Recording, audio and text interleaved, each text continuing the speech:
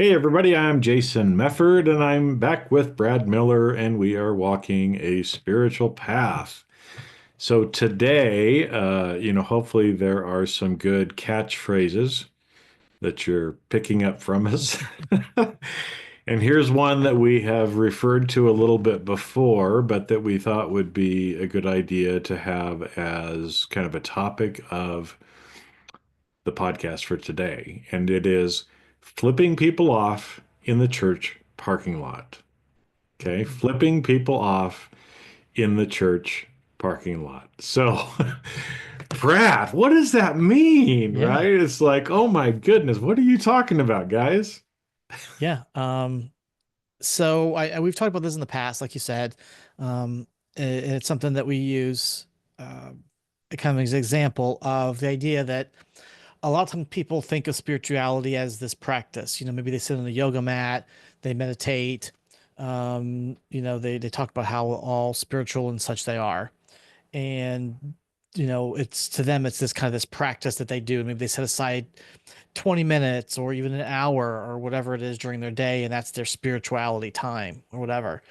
And then they like, all right, put my mat away, get up, turn off the meditation music, the incense, put it away, and then go out and then act like a dick. Hmm. Flipping people off in the parking lot, people who when they get cut off in traffic, um, basically not living the things that they talk about or that they're kind of working through in the spirituality sense. And I know a couple episodes ago, I think we talked about what spirituality kind of means to us now. And kind of the theme of that, at least from my standpoint, was that spirituality is kind of working on your inner game. It's kind of working on yourself, on your growth, your involvement and things like that. And when you are not when you're taking these lessons and things like that, you're supposed to be learning as part of the spirituality. You got to then take them on and you try to use them the rest of your life. The interactions you have with other people, your relationships, your business. I mean, that's a big reason why the people listening to here, most of you are probably professionals. Um, and so, how do you use the spirituality stuff in your business? This because this it's not just like you said, a practice, a 20-minute practice. This is kind of a way of being for your life. Yeah, and I think that's a good way to kind of put it is it's integrating what you're learning into being a different person. And Mhm. so I think, like we thought about, well, let's just go through and talk about maybe some practical examples, right? Because just like Brad said, a lot of people, run off to an ashram for a week and, oh, I'm so holy and I feel so good. And then you come out and again, you're a dick to people, right? Mhm. And you kind of leave everything behind, or you're on your mat for 2 hours meditating and, oh, I feel so good. And then you get up and you start being a dick, right? And that's where, the church parking lot comes in and you can see this. I mean, this happens, right? You just see these great big huge, churches that, 10,000 people go to for Sunday service and they show up, they go, sing hallelujah, Jesus Christ, whatever, they're doing in the church. And then they come out and somebody cuts them off in the parking lot and they start honking and they flip people off. And, it really kind of goes against what you've just been learning about charity, about loving other people and things like that. And that's really, that's I think in my estimation, probably one of the most important things. Your spiritual path is about, remembering who you are and living a better life because you remember who you are and you understand the connectedness that you have with everyone else and with everything else, actually, right? Because that's, again, it's going to seem a little weird, and we're going to talk about probably several different examples here. But one that popped into my head was about a mouse. Okay, because we like to talk about animals on here, right? Yeah. And so, in the whole paying attention sort of area. So at my house, I built kind of a little meditation, grounding, earthing sort of space. So it's got, rocks around it. I filtered out so it's got like the red rock or red dirt here in uh, Sedona. It's got like a stone seat, and it's right up against a big juniper cypress tree that I call a grandmother tree.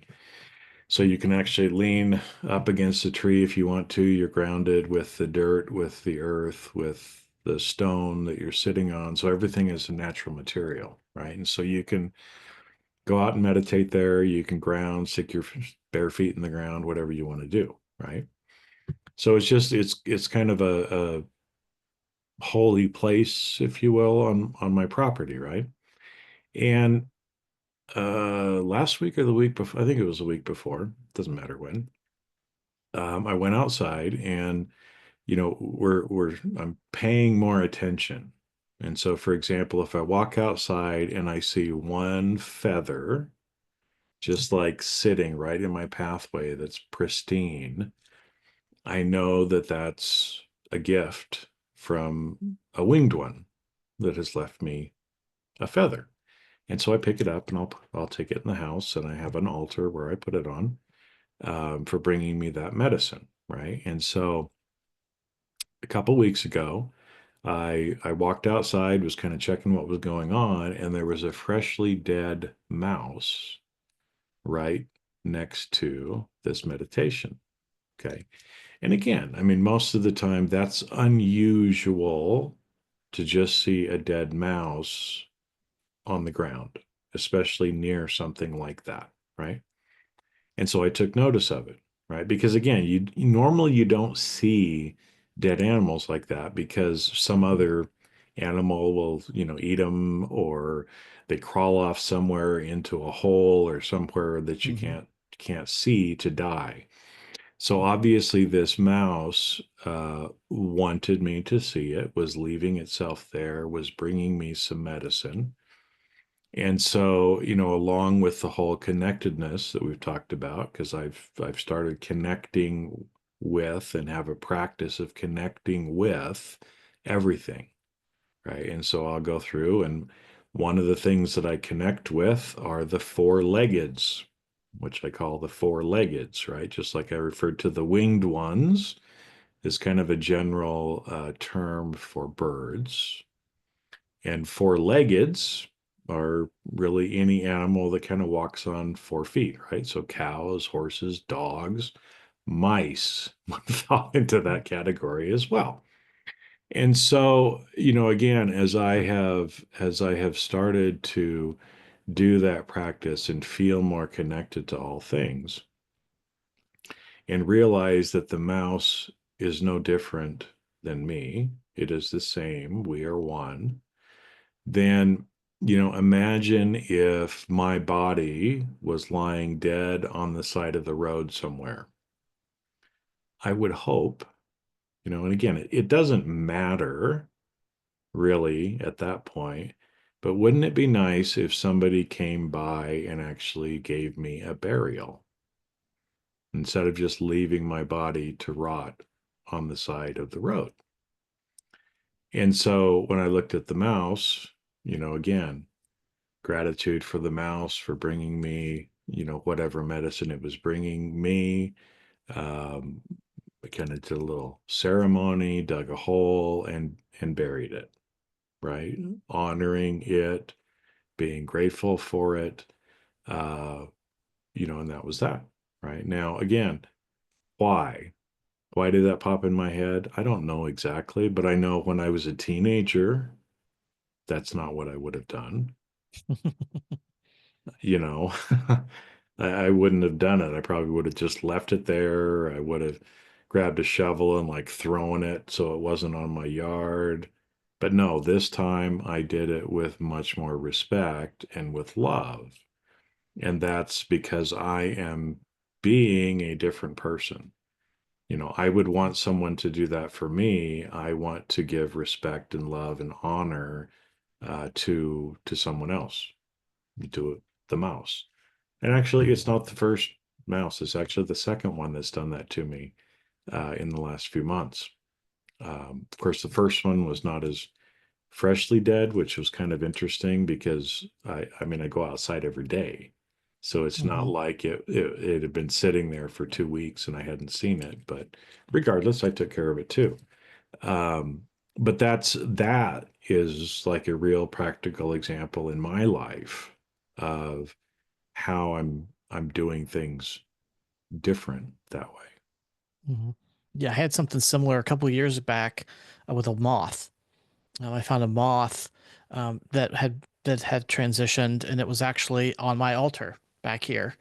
Oh, Um, really? and it Yeah. just lay there. And so I took it and I went when I went to on one of my walks over to the nature preserves in the woods. I took a little hole and put it in there, and kind of like you gave it a little well wishing, and Yep. um, the kind of same thing of honoring it and things over there. So I totally get, yeah, totally get that. Obviously, who knows what the mouse was trying to tell you, but obviously something Well, I there, and don't. it was. Yeah, and again, it's one of those where it's nothing came to me immediately Hmm. on what it meant or what it is, and that's okay. I'll know when I know.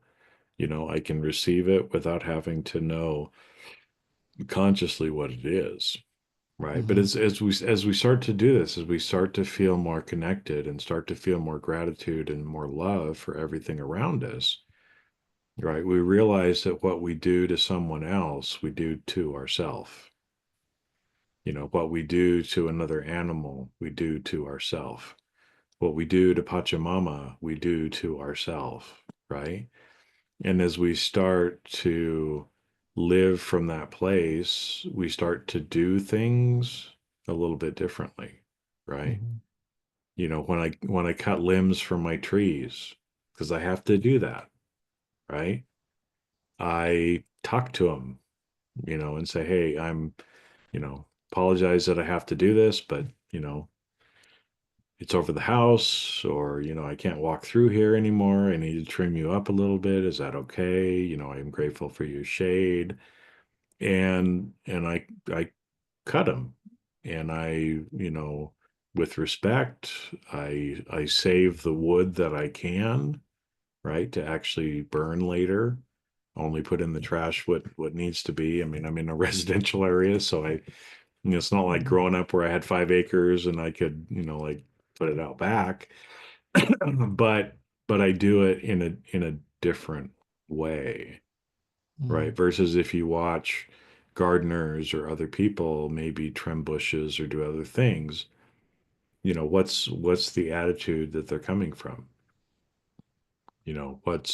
What's the intention behind it? Are they actually thinking about, the grass and the shrubs and the trees as being, right, other sentient beings, if you will?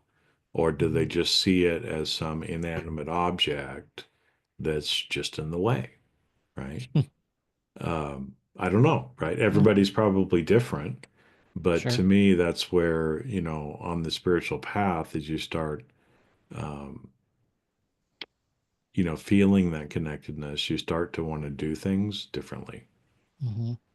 Yeah, no, it's the intention. That's the word that you just used. I think that's a really good thing, which probably will permeate the rest of this episode. Is it's kind of the intention behind what you're doing. Um, are you trimming the trees because you're trying to help them be more healthy? Because that's part, you need to kind of trim back, prune the dead so that the living can grow, or you're trying to shape a little bit better so that it has a better opportunity to be healthy and, allow the things to grow, or is it because, like you said, it's in the way? It's, you just see it as trash, as garbage, and then you take it, and then you throw it in the bin, or do you take it and, like you said, thank thank the tree for being there, apologize for the actions that you're taking. Like when I go out hiking sometimes, especially if I go in the fall in the mornings, if I'm the first one out there, there'll be spider webs across the trails. And so what I'll do is I'll go and I'll, kind of give a general thanks for the spiders and apologizing for any of their webs that I bring down, Hmm. on my way through. And I try, when I do come across one, I try to be very careful with it, as opposed to just kind of going raw and kind of tearing it all down, Hulk smash, spider webs. Um, Cursing the spiders for getting in your way. right. Yeah. I try to just be very gentle with it, try to maybe just kind of hit the edge or something to kind of get out of my way, without destroying the whole work. Because I also appreciate the beauty of their webs. I Mhm. appreciate the work that they put into that and the fact that that is what they do to survive, to live, to catch food. And so when I come through and I tear down their webs, I am, taking down all this work that they put in to try to survive. And so I've been a lot more conscious of that as I go through and not just be like, oh, all these spider webs get on my face and whatever. And it seems, like you said, if I had done this 6, 7 years ago, I would probably laugh because it just seems silly. Like, why do we care about a spider web? Like, it's just, it's in the way, it's whatever. But, um, now I apologize to the spiders. Well, but it's also, I mean, when a spider web ends up like that, right? They're giving you medicine. They're reminding you that they're there, Yeah. and so in another way too, it's kind of like it's not, we shouldn't see it as an annoyance. Mhm. We should see it as a blessing. And I know Mhm. sometimes I do, on some days I do better than others. Yeah. No, that's hard for If people. I'm grumpy already, then I might see it more as an annoyance instead of the blessing that it is. But that's the work, that's the practice. That's why every day we've got to do that, right? Yeah. As we go through. Yeah. And And the person in the parking lot that cut you off, it is an annoyance, but it's also a blessing mhm, because it provides you an opportunity to live the things that you're learning. mhm. Well, and I think then too, like you said, I mean, we talked about animals because we like to talk about animals. But, let's get practical too from a business perspective, right? Mhm. Because again, a lot of people are probably professionals or business owners. Somehow you're in the workforce, probably, right? So, I guess maybe Brad, how as you've come on the path, has that changed in your business? Maybe in the way you deal with clients or how you do business, or what kind of changed for you that way? So the thing that jumps to mind is going from a lack mentality of Hmm. always worrying about where the next client's going to come from, where the next, check is going to come from, to now I know that it's going to work itself out, that I don't know how, and it doesn't matter. That whatever happens, that the money will come that I need to have to cover the bills. Um, New clients will show up or old clients will come back. Um, they will need something and I'll be able to help them. And what they give me will cover whatever costs and expenses and things like that I have up. Um, and even if it's not right when I think that I need it, I've got a bill due tomorrow and I'm sitting here like waiting for money to come in. I know that it doesn't matter. Everything's gonna be fine. If this one bill is a little late, it's all gonna work out. Like it's nothing to get worked up about, which I would in the past. Like I would get, um, I would have little episodes of anxiety sometimes, worrying about money, particularly when it comes to the business. um, Things were slowed down. I found myself, kind of twiddling my thumbs a lot without a lot to do. I start worrying like, how am I going to pay for this bills? I've got this stuff coming up. Am I going to have enough to pay for, my utilities or, house stuff or whatnot?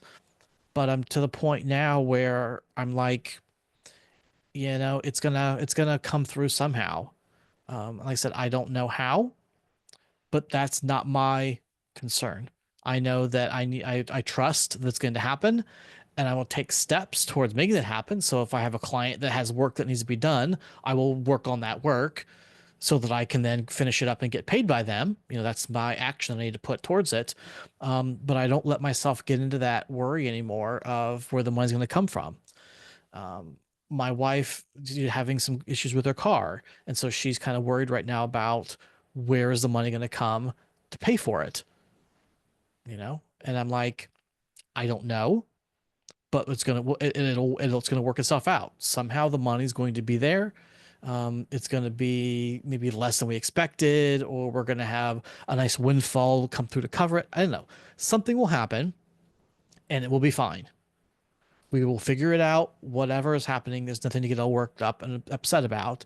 And having the negative attitude of, oh, it's always something, and it's one thing after another, and those are kind of the things that I heard as I grew up and as I've gotten older from parents.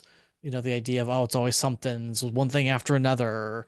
Just when one thing seems to be good, then something comes up and kind of wrecks it all. And so I don't like the word, but I've kind of elevated myself beyond that now, where I don't let that get to me anymore. That I don't allow That's those things. Yeah, because that's what I was going to ask, right? Because again, if we're being practical for people Hmm. listening, right, is I'm sure like you said, those things come up from time to time, and our Tanal wants to take us back to that worry, to that fear. Yep. It wants us to Hmm. go there because that's what we're used to. That's what we've been indoctrinated with, all that kind of stuff, right? And so, do you have a practice or something that you do when you start to feel yourself going there, or do you just not even feel yourself going there anymore? So it's it's a constant thing. I was saying I'm still working on it. Definitely by no means is it that I never feel that anymore. But when I start kind of feeling that come on or start having those thoughts in my head come through about, I wonder where those are going to come from. Am I going to have money coming through? All those kind of things. Um, I at this point I kind of just take a deep breath, kind of let it out, and just remind myself that everything has been, is now, and will always be fine. That no matter what, things are going to work out for me. And worrying about them now isn't going to make a difference, isn't going to help any at all. If I'm sitting here just, into, oh my God, what am I going to pay for it? How is the money going to come from? Just worry and worry, worry. That's not going to help anything. If anything, it's going to attract more of that, more of the worry and more of the lack in my life. And so at this point, I just kind of take it and I move my attention Mhm. onto other things, onto the one things I have, on the abundance that I do have. The fact that I have computer, that I've got a house, I always have enough food, I have the ability to do all these things. Always abundance there, and that's what I focus on. Well, and it's interesting. So, like you said, I mean, it's moving your attention, and Hmm. the way that you've kind of, practiced or trained yourself is the way you move your attention, deep breath, and then say everything always has been, is now, and always will be okay. Right. So Hmm.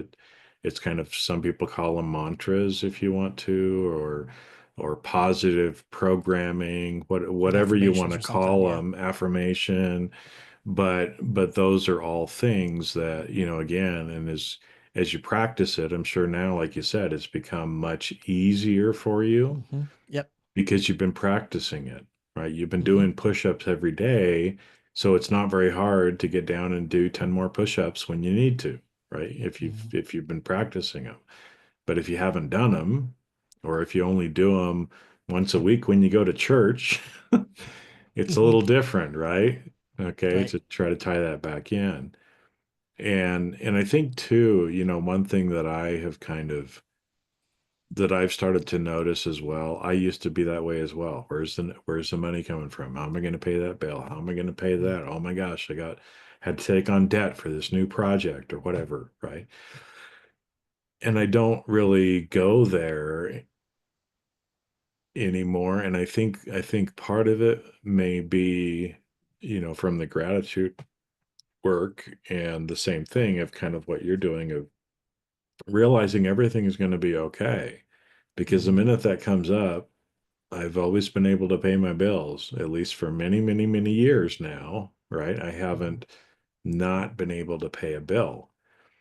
And I haven't, worried about how much something costs. I buy what I need when I need it, and I always have the money to pay for it. And money just comes in different ways, sometimes much different than I expected. Hmm. But these things come in, and I know that everything is going to be okay, that I'm going to be taken care of. And I think, like you said, some of that it's an involvement, it's a maturity in realizing that we're always taken care of and Hmm. trusting in that higher power, if you will, to realize that if we're doing the work, we're not going to go without. We might have to economize. We might have to, be a little frugal, more frugal at certain times. We may have to adapt a little bit, but things always end up working themselves out. And it's Right. it's it's been that way with everybody that I know as well who's kind of walking the spiritual path. Some of us will have maybe a little leaner times. Other people are making millions of dollars. Hmm. But it kind of goes back and forth and back and forth. And there's an ebb and flow because I've even watched Hmm. people who have made millions of dollars and pretty much lost everything, right? And then have to start again. And that's okay because if you made it once, you can make it again, right? And there are lessons in there for them. Yeah. Yeah, and there's everything always has been, is now, and always will be okay, right? It's not getting stuck in those negative emotions and just letting our tonal, go crazy with it. Hmm. And so, I think that's it's an important and really practical, thing to think of. And when it comes to business as well, is, I had a long conversation with my mentor last week. And I hear a lot of the same stories, but they land differently Hmm. at different points in my life, right? And I've heard him say this for years, certain things, but especially when it comes to making money, it's what's your intention? What's your intention? What's your intention? What's your intention? Right? And again, part something slightly different clicked for me this last time because before it was always, well, my intention is to pay my bills. My Right. intention is to be abundant, right? Right. And because again, he was telling me and talking about how, again, some of these people they start getting blessed with abundance. And one thing he always says is don't get cocky. Don't Hmm. get cocky. Don't get cocky, right? Because sometimes when things start going our way, we get puffed up or we get all Hmm. cocky. And that it can mean two different things, right? One is that from an ego perspective, we Hmm. start thinking, oh, I'm so great. I did this, as opposed to, being grateful and realizing that we're having help, and it's not Hmm. just us that's Right. doing it, right? Because there's a lot of people, like that. I think there was the old story, like, God save me, save me, save me, as this man's falling down a cliff. And all of a sudden he goes by this branch and he grabs it and he says, "Oh, never mind, God, I got it." It's like, well, where do you think the tree branch came from? Sort of a thing, as opposed to in that moment saying, "Oh, I am so grateful that this tree branch is here. Thank you. Thank you for your help. I appreciate it." Hmm. Right? Which is different. But kind of back to the intention side of it is, in our businesses too, it's what really is our intention and who are we really being, behind what we're doing. And to me, I think it clicked a little bit more in that we always want to make everything about money, but nothing is ever about the money. right? We always want to make everything about the money, but almost nothing but nothing is about the money. Mhm. And so, to stop and say, I want to earn $1 million. I want to earn $1 million. I'm going to go sit on my mat and I'm going to, have abundant thoughts and I'm going to say affirmations to myself and I'm going to subconsciously reprogram myself with self hypnosis and blah, blah, blah, blah, blah, right? That you hear all over the internet these days. Oh, Mhm. manifest, bring everything from the 5D back and you're going to be rich, rich, rich, rich. Well, why do you want to be rich? What's your intention? Mhm. And it's not just the intention about having abundance, but what is your intention with what you do for a living, right? Because, to me, I think that's where there was kind of this click, and again, you're a lawyer, I'm a CPA, I have training companies, I do, coaching, consulting work as well. But what is my intention? Do I see my client as money? Or do I just want to help my clients Mhm. and the money will follow? Right? What is my intention? Is my intention to make the money or is my intention to help people? Mhm. And so I think that's where it's kind of different, right? And this is where, especially for somebody like me, but it doesn't matter, even I'm sure for you, is sometimes I might help somebody with some tax work and I don't make any money. In fact, I kind of lose money on it from a per hour basis, let's say. But it's somebody who really needs the help and Mhm. if I'm focusing my attention on loving them, on helping them reduce their fear. I mean, I had a woman last year and of course, it was right down to the extended deadline. Oh my gosh, Mhm. I Last haven't minute. filed my taxes. I sold a house. I talked to my accountant and they're telling me that I'm going to owe like $50,000 in taxes and oh my gosh, what am I going to do? Right. So again, Mhm. her mind is just racing because she's like, I don't have $50,000 to pay. Right. Right. And so, again, I didn't make money. She paid me, but I wasn't actually really paid for my time like I normally would be paid. But it didn't matter because I wanted to help her get out of this fear. And it ended up, guess what? She got a refund, right? And it's not because I'm anything all that, but it's because, again, she had a really weird tax year, but the advice she was getting from this other person just didn't make any sense. It's like, no, you didn't have a gain on your house. You actually lost money on your house, Mhm. right? Because of the way this divorce and everything else worked out.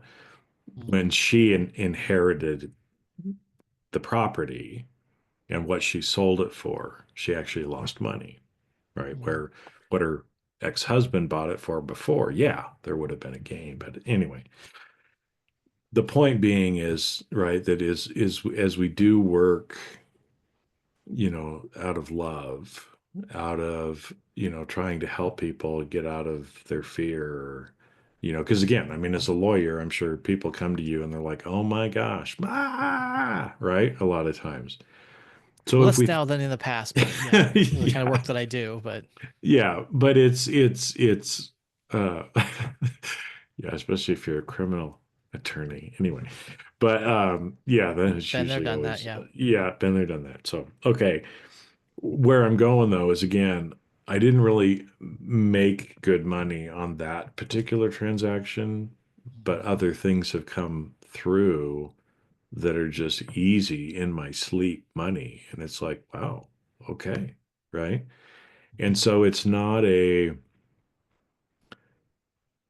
you know, not seeing a person as dollar signs, Mhm. but helping them, and the dollar signs will follow. Whether Mhm. from them or from somewhere else, it doesn't matter. Right. right? Because again, the universe will balance itself, and there's cause and effect, and there's reciprocity and everything else.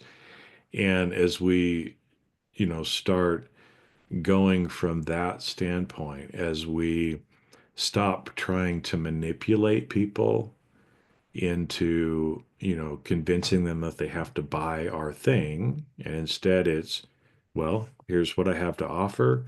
Here's how much it is. Take it. Don't take it. I don't care. Hmm. Right. And allow them to have their free choice. That's coming from a different state of being than the lack or slick salesperson that's trying to close you on the phone and get you to say the right thing and put in your credit card number, and then afterwards they regret it, right? Right. Because you've manipulated them into doing that. And so I think, again, that's where's our intention behind it.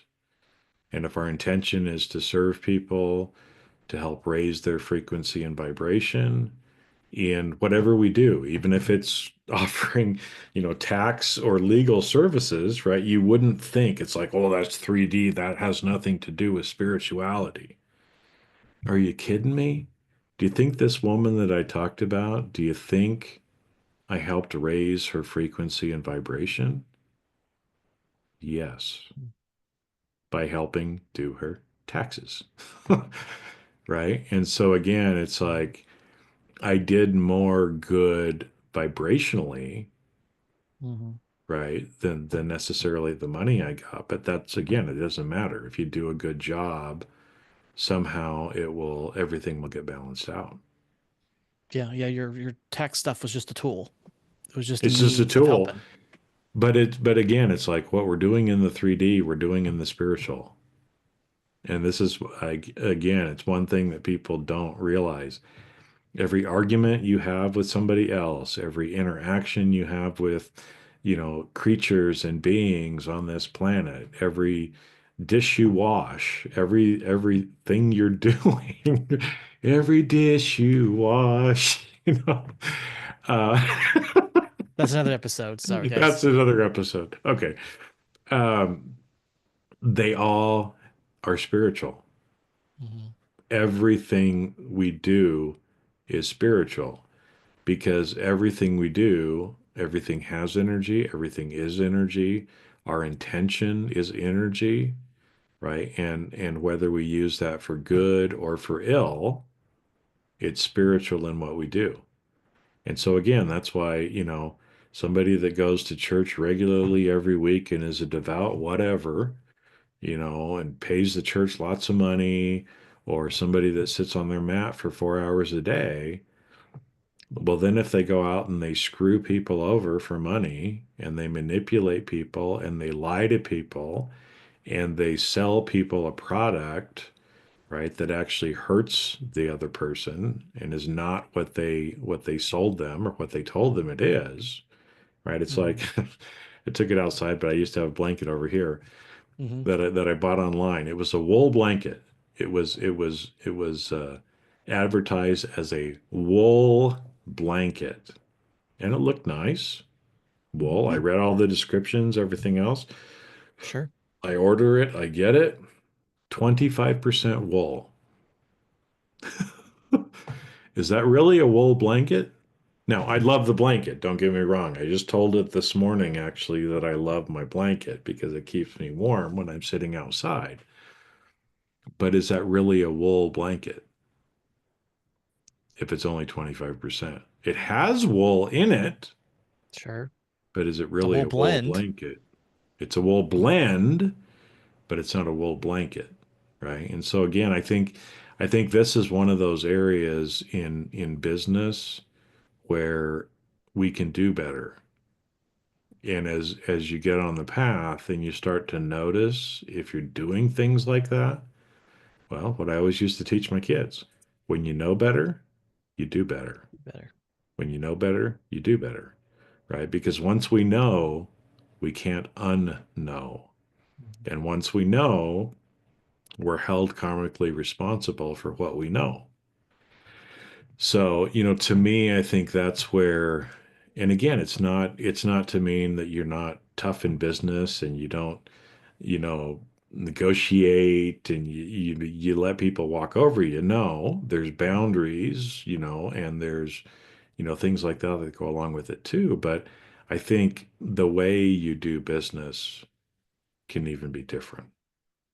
Hmm. Yeah, I mean, you can call it business ethics or, whatever, um, but yeah, no, and I think that goes directly to our example of the church parking lot. If you're going about doing your driving and you're flipping people off when they cut you off, you're not upholding the principles and things that you learned in the building you just left. And the same thing here at business is if you are going out and screwing people over, being misleading, trying to take advantage of people, you are not doing the things that you are the lessons that you're supposed to be learning, the things that you're kind of talking about or that you're saying that you are learning as part of your spirituality, as part of your spiritual growth. And so it comes in business, it comes in it's general interactions with others, you know, how do you treat people at the grocery store? Do you look down upon them because they are, a minimum wage worker, or do you thank them and see them as, a fellow, spiritual being out there who's serving in their own capacity? The way you interact with relationships with other people, spouses or family members or people like that. How do you act with them? Is it the same way that you know, talk about or think or like to believe you are when you're on the mat? You Mhm. know, um, Well, it's interesting that you brought up the business ethics too, because I've done a lot of work in ethics. mhm, I have trainings on ethics, as well, because I used to be in charge of ethics and compliance at an organization. And what's interesting is there's a lot of different ethical philosophies, but one of them that is a very simple thing that comes back, and there's a